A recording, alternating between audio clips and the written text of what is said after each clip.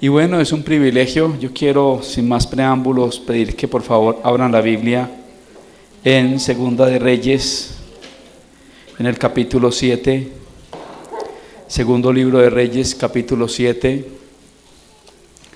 Y voy a pedir que por favor se coloque sobre sus pies. Vamos a leer la palabra de manera reverente. Solamente vamos a leer 8 versículos hasta el versículo 10. Segunda de Reyes, capítulo 7, versículo 3 hasta el 10. Amén. Cuando lo encuentre diga amén. Amén. Solamente por aquí lo han encontrado, por acá no. Ok, dice: había a la entrada de la puerta 4 hombres leprosos, los cuales dijeron el uno al otro: ¿para qué nos estamos aquí hasta que muramos? Si tratáremos de entrar en la ciudad por el hambre que hay en la ciudad, moriremos en ella.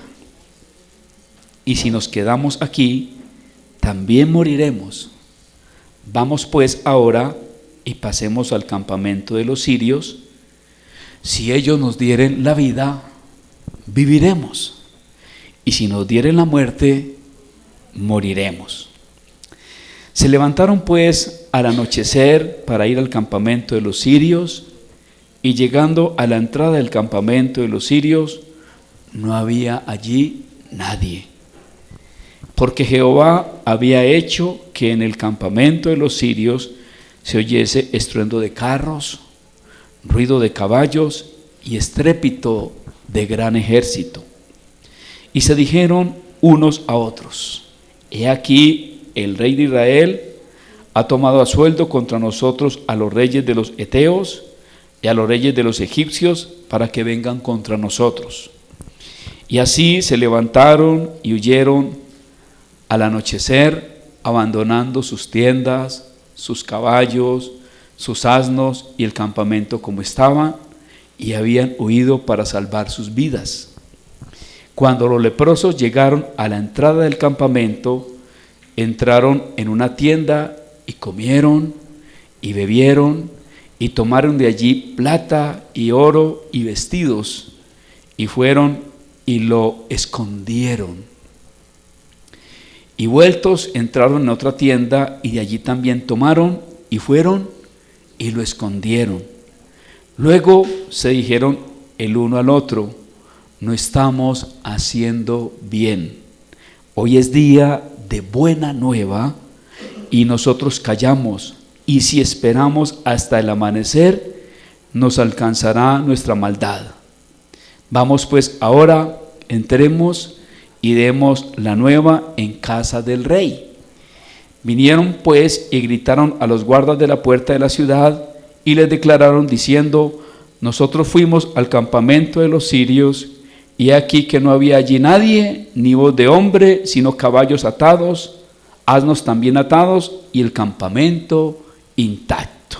Ayúdeme a orar y dígale a Dios esta mañana: Señor, le adoro esta mañana, le doy gracias por su palabra, Señor. Señor, en esta mañana, con esa necesidad de que usted hable a mi corazón, de que usted toque mi vida, Señor, de que usted toque la iglesia, su pueblo, Señor, en estos tiempos. Señor, gracias por su palabra, el privilegio que tenemos esta mañana de escucharla. Por favor, intervenga y obre en cada uno de sus hijos, Señor.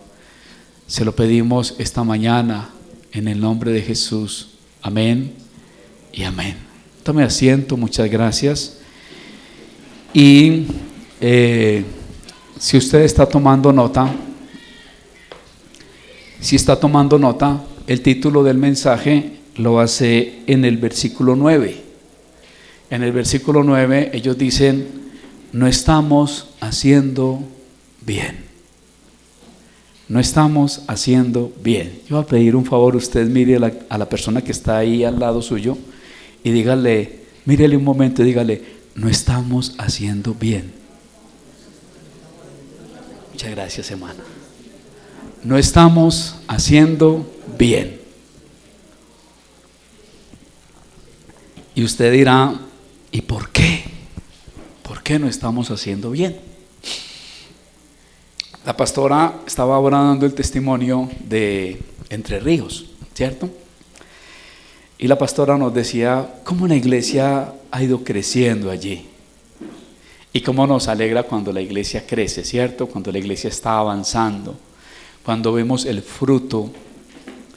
Y eso está directamente relacionado a que cada uno de nosotros hagamos la tarea que nos corresponde. Que cada uno hagamos la tarea. ¿Usted se imagina?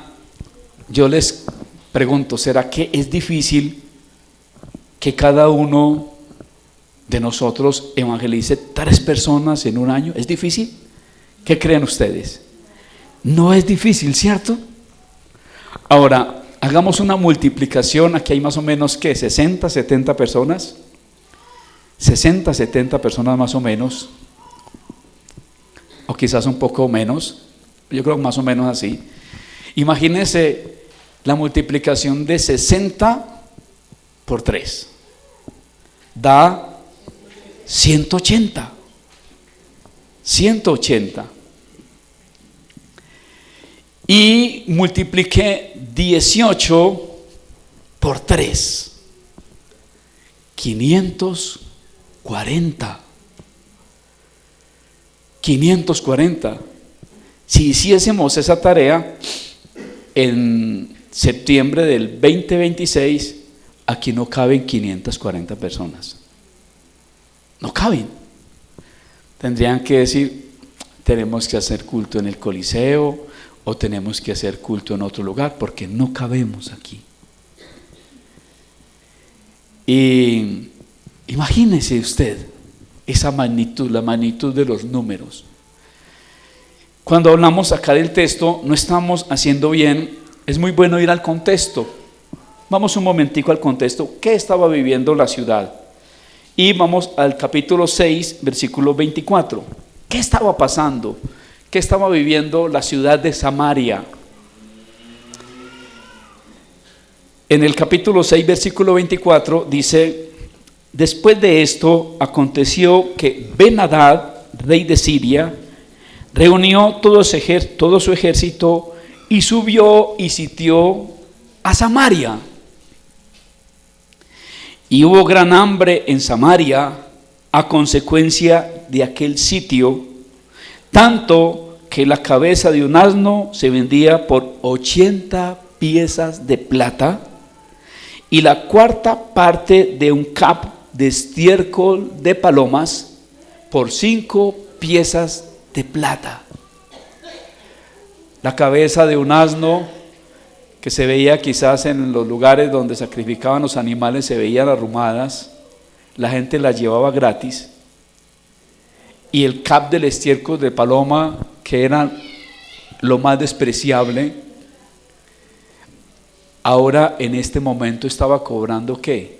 Precio, y un precio tan alto que la gente no podía ni comprarlo. 80 piezas de plata, hermanos, era un dineral. Era un dineral. Era mucha plata.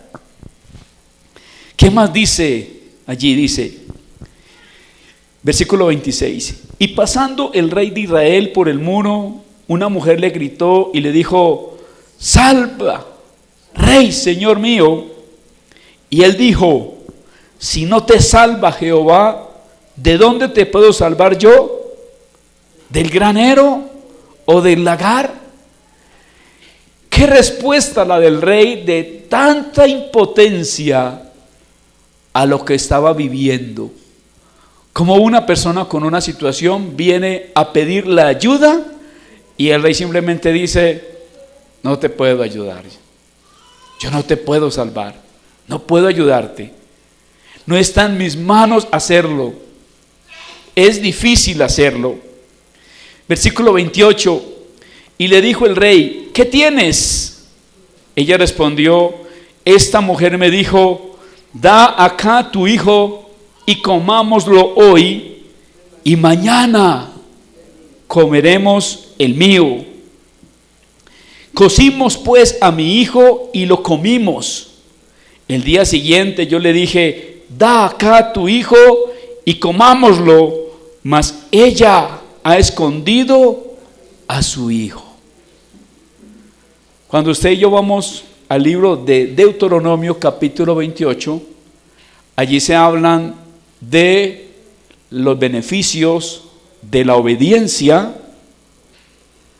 las consecuencias que vienen a raíz de la obediencia, pero también habla de las consecuencias que vienen a raíz de la desobediencia. Y cuando usted va al capítulo 28, versículo 57, esta era una de las consecuencias de la desobediencia. Dice, darás de comer a tu hijo a otros a causa del sitio de tus enemigos.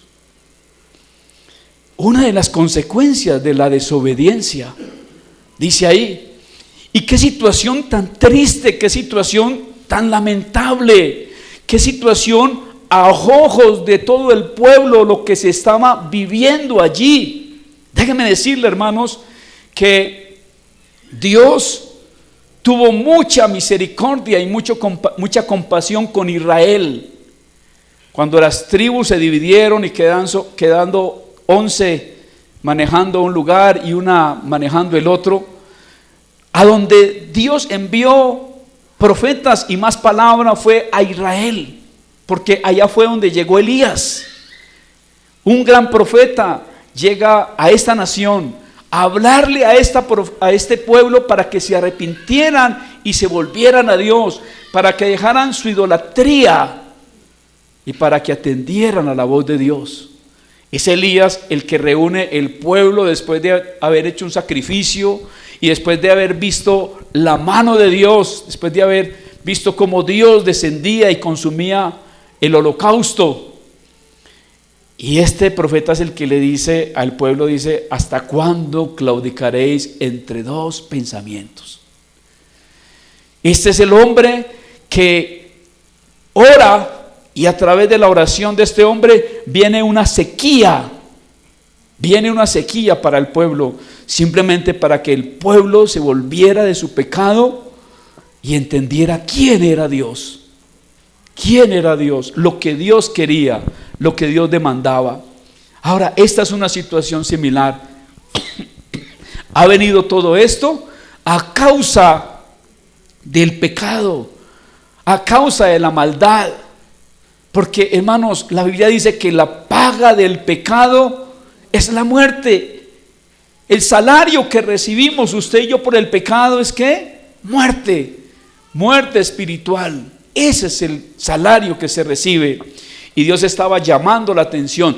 Qué situación más triste, qué situación más lamentable a ojos de todo el pueblo, a ojos del rey, ver cómo la gente tenía que comer sus hijos a raíz del hambre.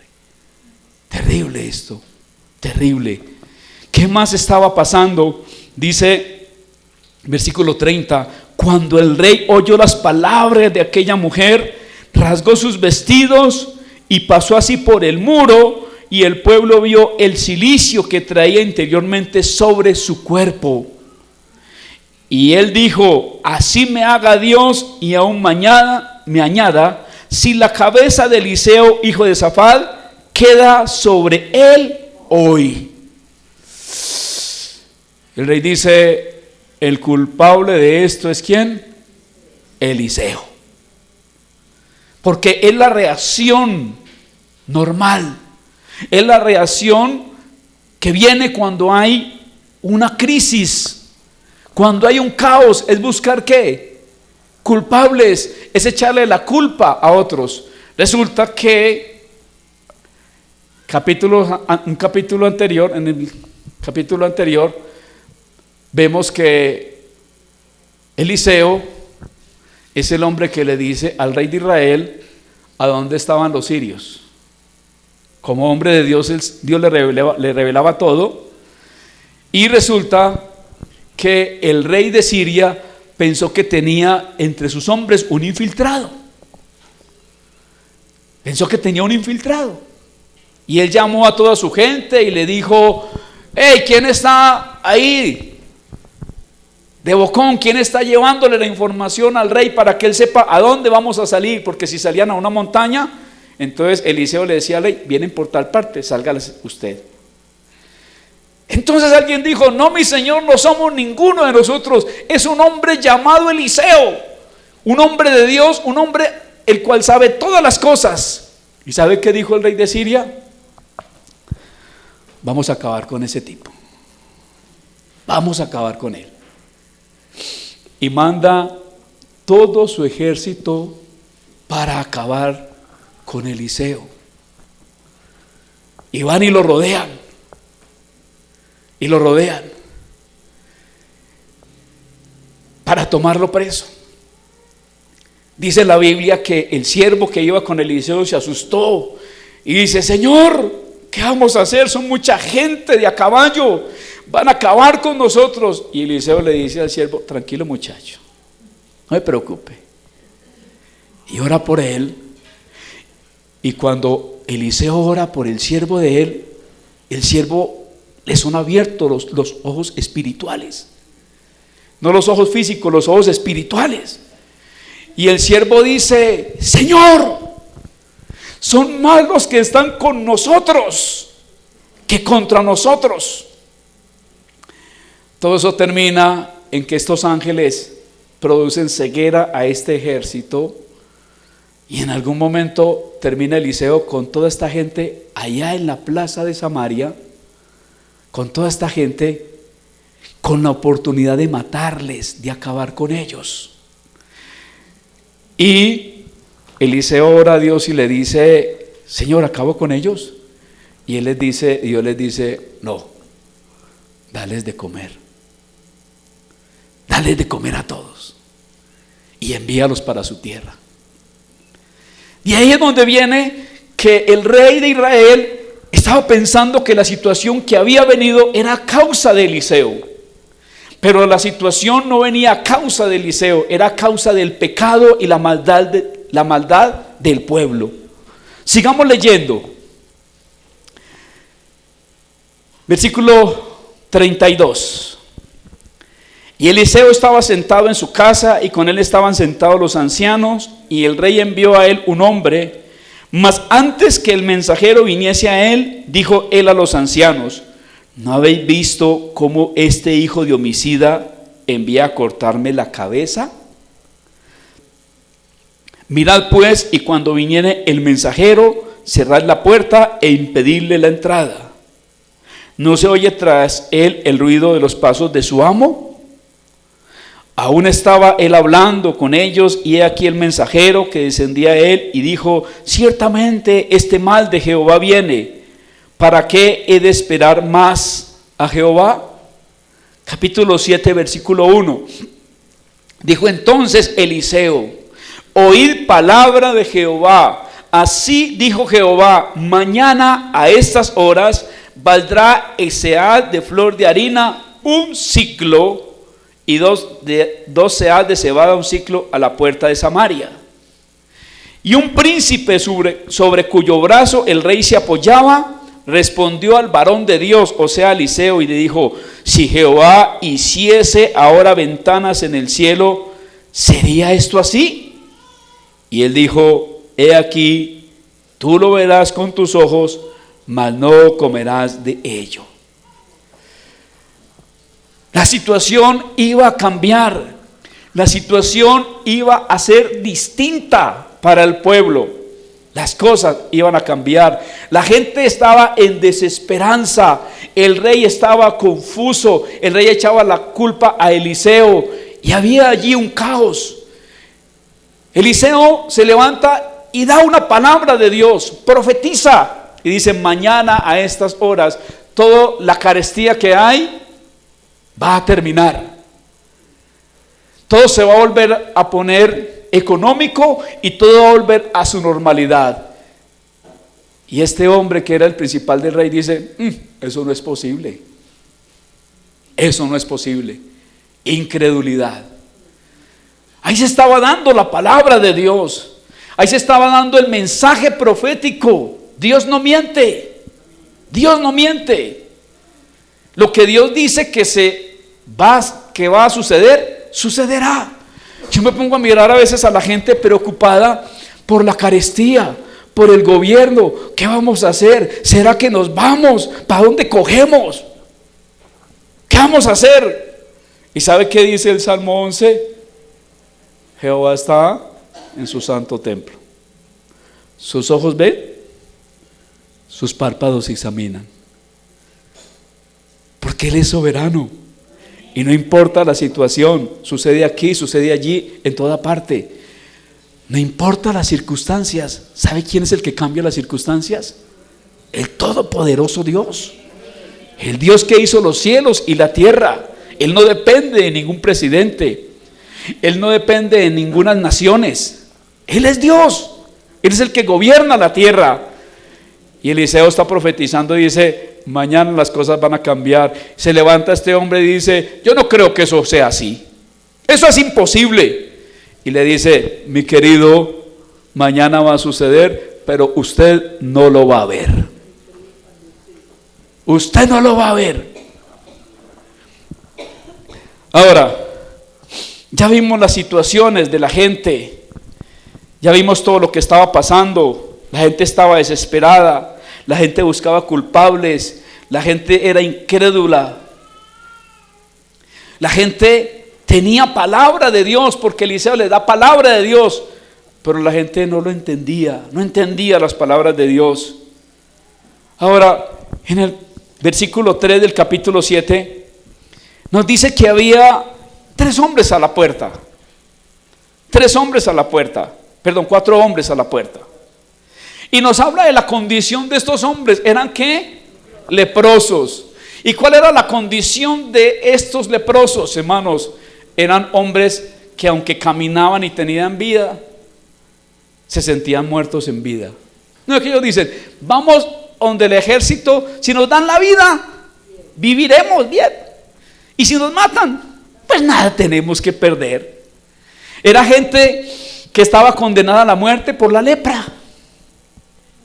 Era gente que estaba aislado de la sociedad. El leproso para este tiempo tenía que andar con una vestimenta, andar en un sitio aislado y andar con una campanita, porque cuando hacían sonar la campanita en el camino, la gente decía: viene un leproso, córrase.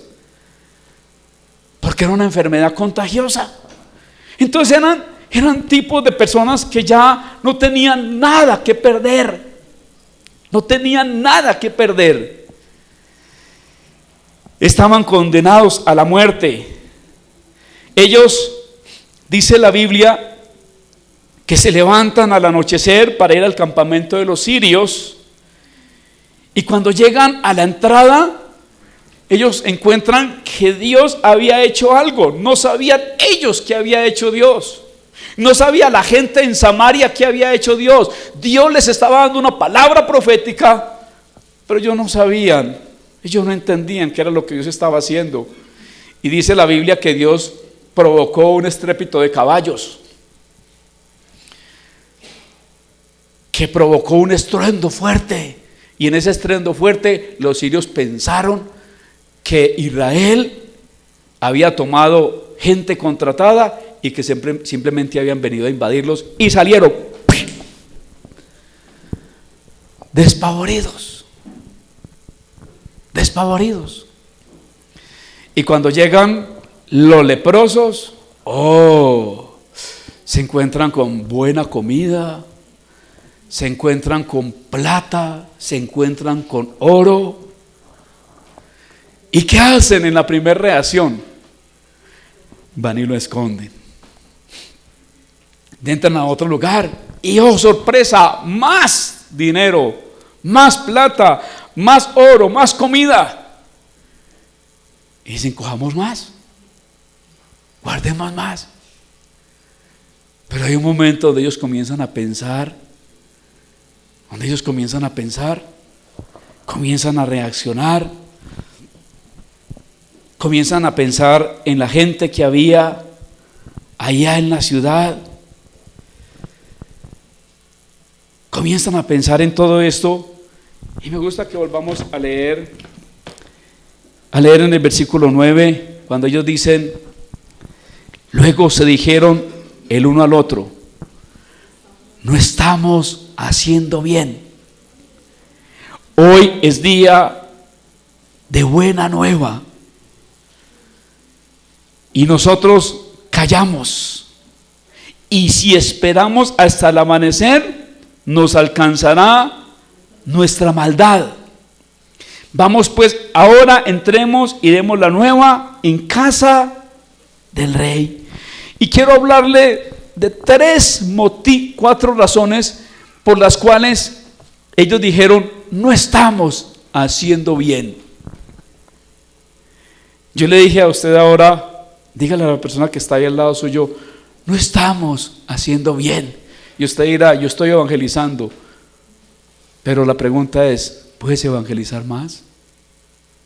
¿Puedes hablar más? ¿Cuántos habitantes tiene Santa Rosa? Un poco más de 40,000. Un poquito más de 40,000 habitantes. ¿Cuántos cristianos podrían haber en Santa Rosa? ¿Será que pueden haber 10,000 creyentes? ¿Podrían haber 10,000? ¿Qué tal si hubiesen 20,000 creyentes? Y usted dirá: eso es muy difícil.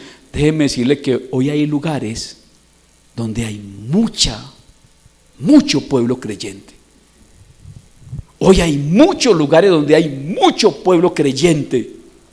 Y no, déjeme decirle que no es porque tenga los superpredicadores, no es por eso, no. Son lugares donde la gente ha entendido, la iglesia ha entendido su tarea. La iglesia ha entendido su responsabilidad. ¿Porque es responsabilidad de quién? De nosotros, de la iglesia. Es responsabilidad de nosotros. Si hay avance, si hay crecimiento, ¿es por quién? Por nosotros.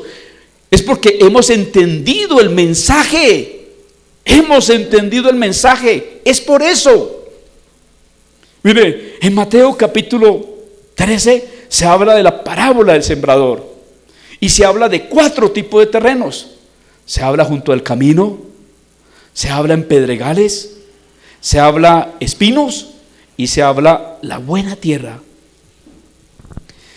Y el mensaje cayó en el camino, y dice que ese tipo de terreno, ese tipo de corazón no entendió el mensaje, no lo entendió. Y dice que vinieron las aves del cielo, Satanás, y robó ¿qué? Robó la semilla. Pero también dice que parte cayó en pedregal. Y dice que el problema que tenía este tipo de terreno, que tenía este corazón, era que había muchas piedras y la semilla no podía ¿qué? Ahondarse. No podía ahondarse, no podía profundizar, la raíz no podía encontrar punto para avanzar, para hacerse fuerte. Y dice que salió el sol y la quemó. Y el sol es las aflicciones, las persecuciones. Ese tipo de terreno sí entiende la palabra, sí la oye. Pero la raíz es de corta duración. El de espinos, dicen que allí la semilla se echa. ¿Y qué pasa con la semilla? Se ahoga. El mensaje llega, pero ¿qué pasa allí en ese corazón? Se ahoga. Porque hay otras prioridades. Porque están los afanes de la vida. Porque hay otras cosas que hacer que son más importantes. Entonces allí la semilla ¿qué? Se pierde. Pero está el cuarto terreno. Ese oye la palabra y produce al 30. Después va más allá, produce después al 60. Y después produce al 100 por 1. La cogió, la agarró. La primera razón por la cual ellos dijeron no estamos haciendo bien fue porque callaron. Ellos callaron. Y dice, no podemos callar. Ellos inicialmente dijeron, quedémonos callados. Quedémonos callados. Quedémonos aquí nosotros. Mira, hermanos, hay que anunciar. Hay que hablar. Hay que anunciar. En Romanos capítulo 10 dice que la fe viene ¿por qué? Por el oír. ¿Y el oír por qué? Por la palabra de Dios. Tienen que escuchar la palabra.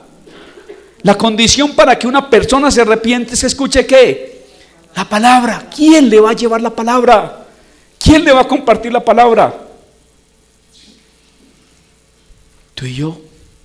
Ellos dijeron, no podemos quedarnos callados. Ellos dijeron, hoy es día de buena nueva. Hoy es día de buena noticia. Usted y yo somos portadores ¿de qué? De buenas noticias. Lo que la gente necesita es a Jesús. Lo que la gente necesita es al Señor. Lo que va a cambiar ese hogar que está a punto del divorcio es el Señor. Lo que va a cambiar ese joven que está en el abismo, en peligro, es el Señor. Lo que va a cambiar la vida de esos niños que viven martirizados por ese padre que está en el alcoholismo, en las drogas, lo que va a cambiar la vida de esos niños será el Señor. Es lo único.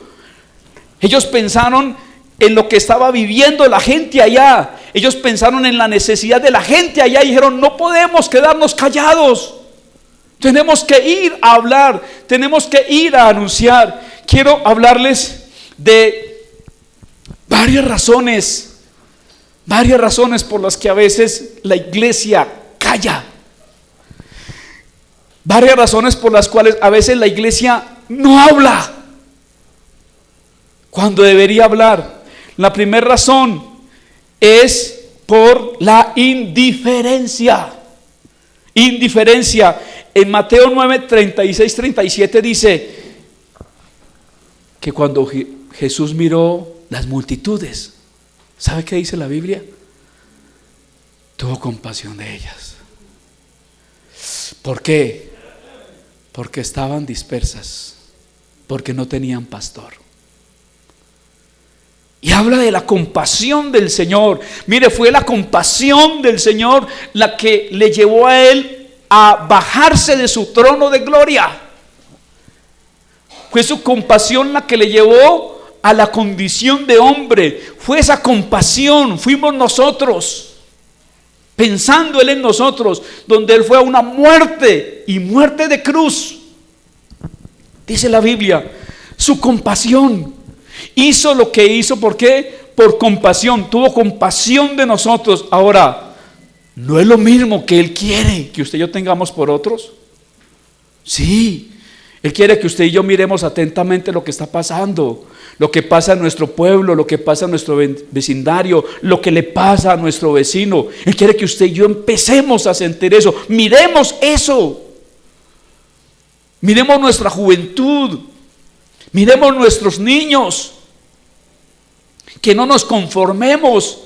Hay mucho que hacer en estos lugares, hay mucho que hacer en estos pueblos. La pastora decía, la gente empezó a ganar y la iglesia empezó ¿qué? A crecer. Pero ¿cuántos de ellos empezaron a mejorar sus vidas? Muchos.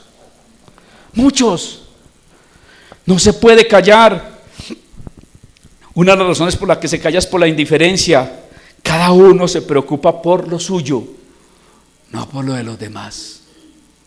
Cada uno se preocupa.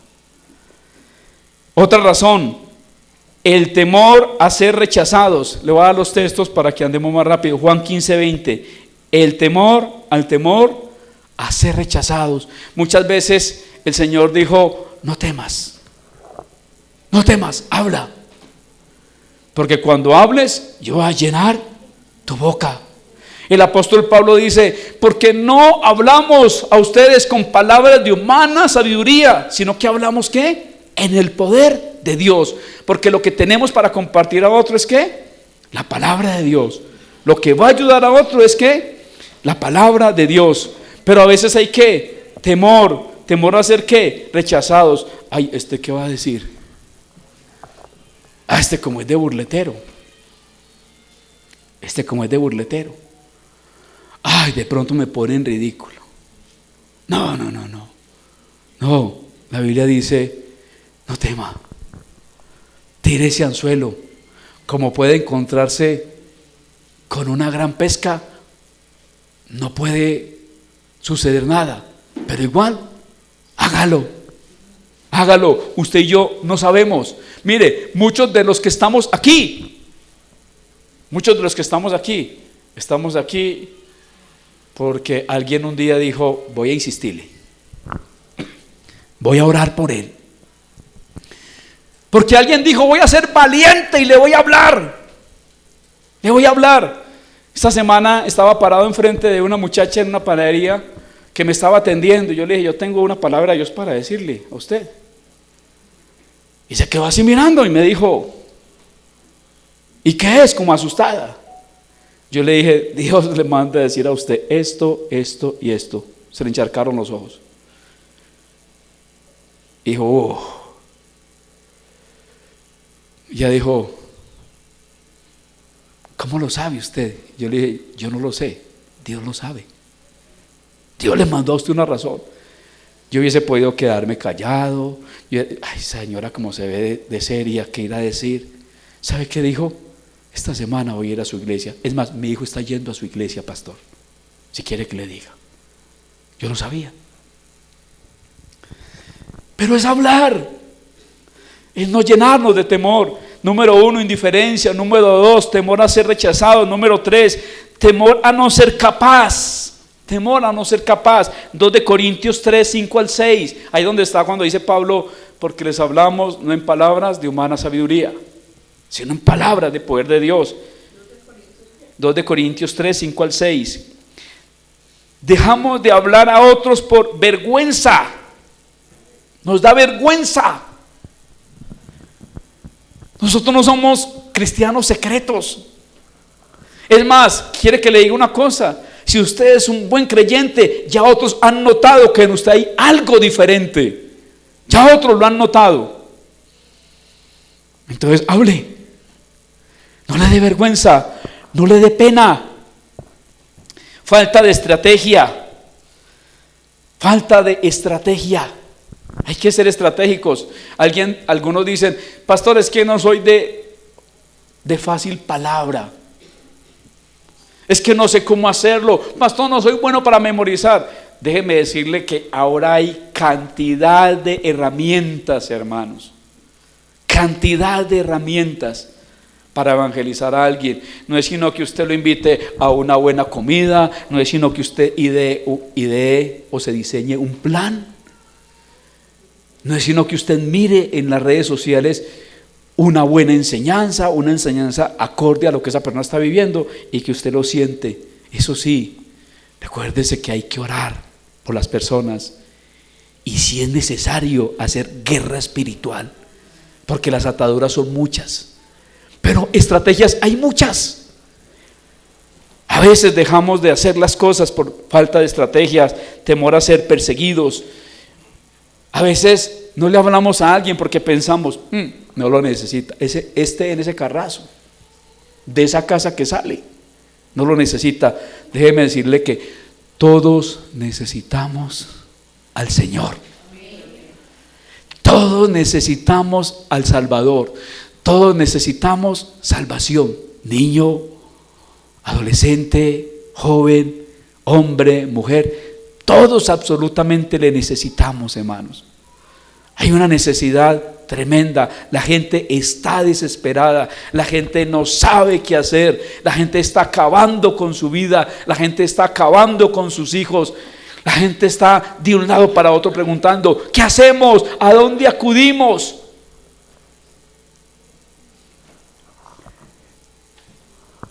Segunda razón por la cual ellos no estaban haciendo bien, porque ellos dijeron,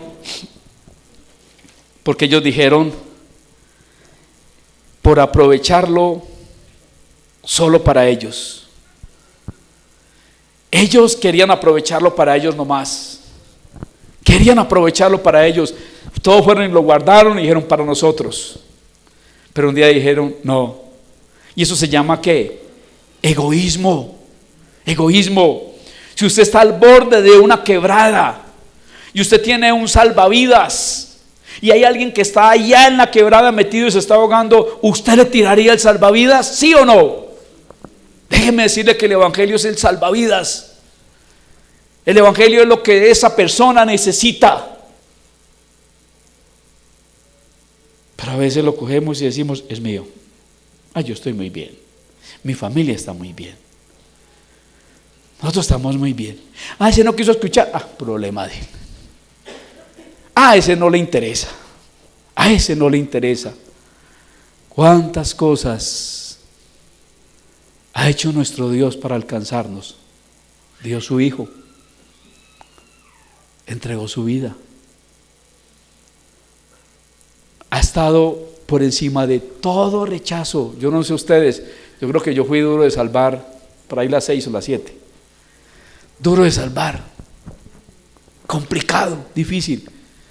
Pero nuestro buen Dios seguía mandando y la persona que mandaba seguía ¿qué? Insistiendo. Seguía insistiendo. Seguía insistiendo.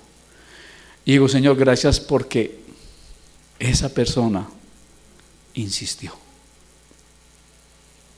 Gracias porque no me soltó. Yo me reía de él. Yo le hacía chistes a él. Sarcástico, pero él seguía. Cuando leí la noticia, él dijo, wow, llegó mismo con una Biblia a la casa. Y ahí sí que estuvo más pegadito de mí, animándome, motivándome. Porque a veces pensamos que el ganar a alguien es simplemente llevarlo a la iglesia. Mire, el mandato es no que hagas un creyente. Ese no es el mandato. El mandato es que hagas ¿qué? Un discípulo. Pero ¿sabes cuándo vas a ganar un discípulo? Cuando tú seas un discípulo.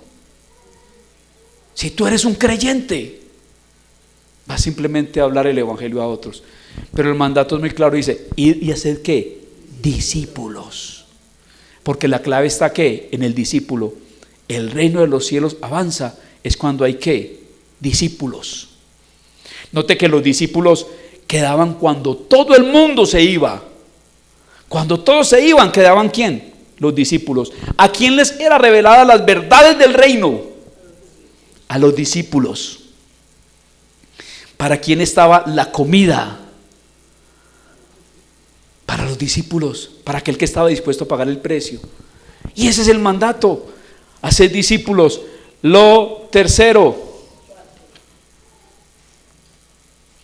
porque otros lo necesitan. Otros lo necesitan. Allí estaban muriendo la gente. Aquí también muere la gente. Yo le pregunto, hermanos, ¿usted qué siente cuando pasa por la sala de velación y ve el cartel allí? ¿Qué piensa usted? ¿Qué piensa usted? Si es amigo suyo, usted como cristiano, ¿qué piensa? Mira, hay dos cosas que usted debe pensar, o que piensa. ¿Le hablé o no le hablé? Porque ese cartel nos dice ahí, esa persona partió de esta tierra. Y la pregunta es, ¿y a dónde se fue? ¿A dónde iría? Preguntamos nosotros, ¿a dónde iría? Pero también debemos de preguntarnos, oiga, ¿le hablé o no le hablé? ¿Cuántas veces lo tuve? Bola. ¿Cuántas veces lo tuve ahí servido en bandeja? ¿Le hablaste o no le hablaste? En Ezequiel capítulo 3, versículo 19 y 20, dice que si le hablaste al impío para que se apercibiera de su mal camino, dice, tú has librado tu alma. Pero si no le hablaste, Dice, la sangre demandaré de ti. Porque tenemos una responsabilidad, porque tenemos un mensaje muy grande. Los leprosos dijeron, otros lo necesitan, otros lo necesitan. Vamos otra vez al versículo 9, dice, se dijeron uno al otro, no estamos haciendo bien, hoy es día de buena nueva y nosotros callamos, y si esperamos hasta el amanecer, nos alcanzará nuestra maldad. ¿Y por qué dicen ellos, nos alcanzará nuestra maldad? Ellos ni siquiera, eso fue en la noche, ellos nos dijeron, no podemos dejar que pase a mañana, mañana va a morir más gente. Mañana va a morir más gente. Y tenían que una urgencia. Y esto nos alcanzará. Nosotros vivíamos en Medellín en un barrio popular, un barrio muy delicado. Los barrios en la década de los 90 fueron muy azotados por la violencia, el narcotráfico y todo eso, y se empezaron a levantar paracos, guerrillas, pandillas, y eso era terrible, hermanos. Yo recuerdo que nosotros vivíamos en una casa de una esquina y esa casa era asolada por las balaceras, pero también era muy asolada por los niños. Era la casa de la esquina y se mantenían en el techo de nosotros, nos manteníamos con goteras, o sea, nosotros veíamos un panorama terrible. Y una vez el pastor fue de visita a la casa y él nos dijo, les voy a dar un consejo, evangelicen a estos niños, gánenlos para el Señor. Y nosotros nos miramos y decíamos, todos esos niños, no. Y después él nos dijo, si usted no evangeliza a ese niño, el día de mañana ese niño va a estar esperándolo a la puerta de su casa para robarlo, para acabar con usted. Nosotros entendimos el mensaje y empezamos a evangelizarlo. Nosotros los reuníamos, les dábamos célula. Cuando llegaba una temporada especial, hacíamos una actividad y les dábamos balones, les dábamos juguetes. Muchos de esos niños se salvaron de la violencia en el barrio de nosotros. Muchos de esos niños se convirtieron en escudo para nosotros en ese lugar, porque eran los que hablaban con otros y le decían, a esa gente la respetan, no le hacen daño, porque ellos fueron creciendo en el evangelio. ¿Sabe hasta cuántos niños llegamos a reunir en la casa y en la casa del vecino? Hasta 120 niños llegamos a reunir. Nosotros hoy por hoy vamos y muchos de ellos fueron salvados, porque muchos de ellos murieron. En los barrios populares de Medellín mueren muchos jóvenes y muchos de ellos se van al infierno. Y se puede hacer una obra muy grande y en todo lugar. Y así fue. Los niños que ganamos fueron los niños que más adelante que nos cuidaron. Los niños que ganamos fueron los niños que pudimos rescatar por la gracia de Dios de las puertas del infierno. Ellos dijeron, no estamos haciendo bien. No estamos haciendo bien, y si callamos nuestra maldad nos alcanzará. Y dicen, vamos pues ahora, entremos y demos la nueva en casa del rey. Demos la nueva, hablemos, porque otros lo necesitan. Lo que más importa es la vida eterna. Lo que más importa es la salvación del alma. Jesús pudo haber hecho mucha plata en el Sermón del Monte. Dicen que fue el sermón donde más gente acudió. Y a Jesús no le interesaba bienes. Jesús le interesaba era ¿qué? La salvación de ellos. ¿Para qué vino? ¿Cuál fue el propósito de su venida a la tierra? No fue hacer riquezas. No fue hacerse popular, famoso. Su objetivo fue ¿qué? Ganar personas. ¿Sabe por qué estamos usted y yo hoy aquí? Por la prioridad de Él. Porque Él entregó su vida y porque Él tenía un enfoque claro. Un enfoque claro. nuestros lugares necesitan, pueden crecer, pueden avanzar, puede llegar el evangelio a más personas. Yo sé que usted ahí sentado, usted puede traer a su mente personas que están viviendo cosas terribles, familiares inclusive, que están viviendo cosas terribles, pero necesitan un valiente, una valiente que diga: voy a hablar, voy a empezar a orar, voy a hacer mi tarea, voy a tomar un compromiso con el Señor, voy a hacer lo que Dios me está mandando a hacer. A veces pensamos que esa es la tarea del pastor. El pastor tiene la tarea de pastorearle a usted, porque oveja gana oveja, oveja gana oveja. Tiene la tarea de pastorearle a usted, de animarle a usted, de desafiarle a usted. Muchas personas le van a abrir más fácil la puerta de la casa a usted que al pastor. En los contextos tan religiosos, más fácil le abren la puerta ¿a quién? A usted, que es su vecino, que es su amigo, que es su conocido.